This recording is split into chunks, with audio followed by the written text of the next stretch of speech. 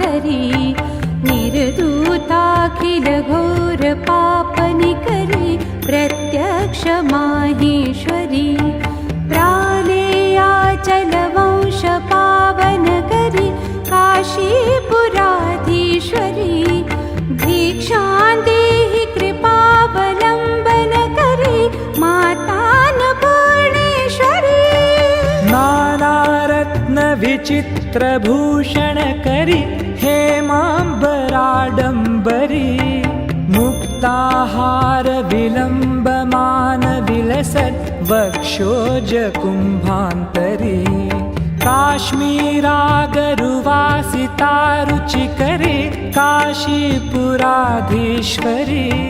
भिक्षां देहि कृपावलम्बन करी मातान्नपूर्णेश्वरी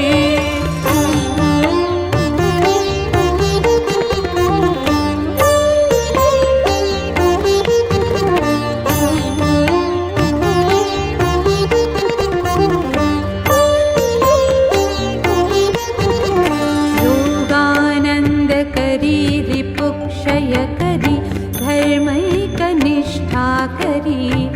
चन्द्रार्कानलभासमानलहरी त्रैलोक्य रक्षा करी सर्वैश्वर्य करी तप फल करी काशीपुराधीश्वरी भिक्षां देहि कृपावलम्बन करी मातान्नपूर्णेश्वरी।